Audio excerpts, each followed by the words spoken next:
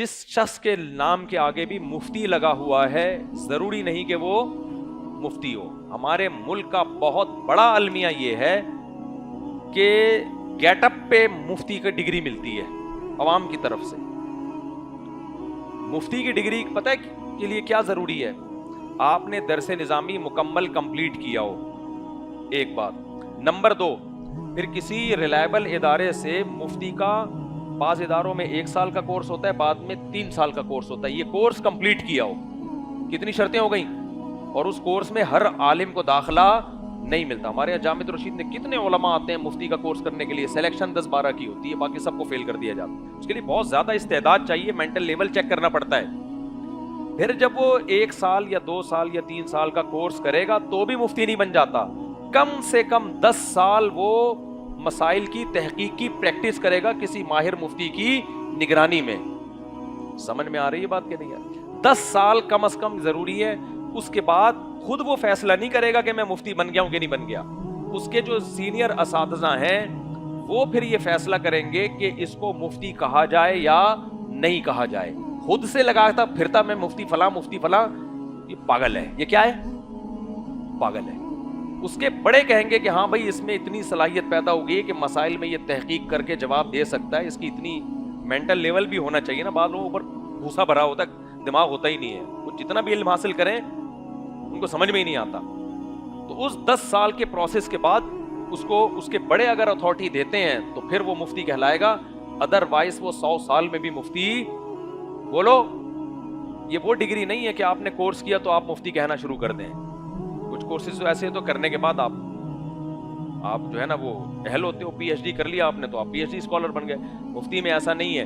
کئی سال کی پریکٹس کے بعد جب اس کے بڑے کہیں گے کہ بھائی ملک کے جو نامور علماء ہیں وہ جب اس پہ اعتماد کریں گے، ہاں بھائی اب یہ اس قابل ہے کہ اس کو.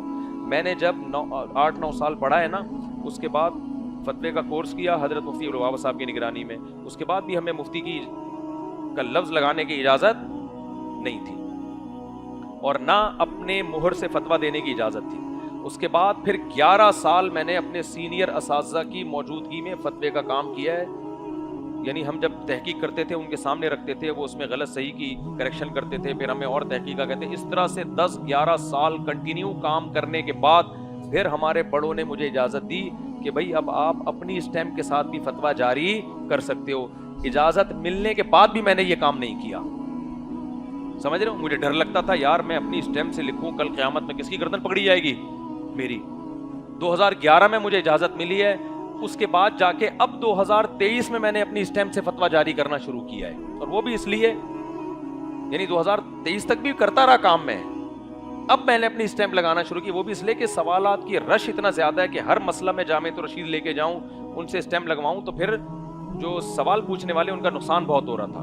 پھر میں نے یہ کیا کہ چلو جی میں اپنے سائن سے فتویٰ جاری کر دیتا ہوں. اس پروسیس سے گزرنے کے بعد کوئی شخص مفتی کہلانے کا، اور ہم ابھی بھی اپنے آپ کو کوئی فنٹر نہیں سمجھتے، مفتی ہونا تو بہت بڑی بات ہے. تو بڑوں نے اجازت دی تو ان کی اجازت سے، بلکہ اجازت کے ایک قسم کا حکم ہی ہے کہ بھائی آپ مسئلہ بتا سکتے ہو.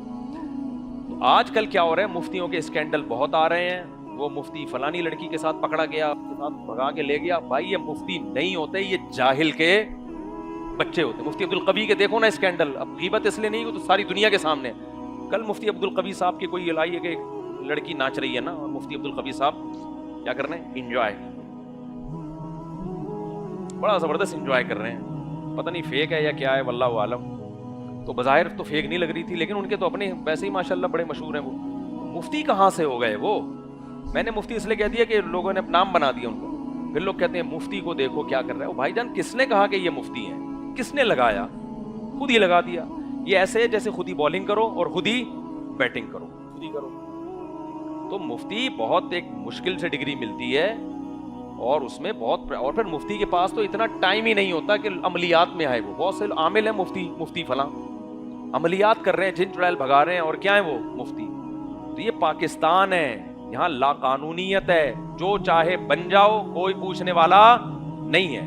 ڈاکٹر بھی لوگ بنے ہوئے جعلی ڈگریوں پہ.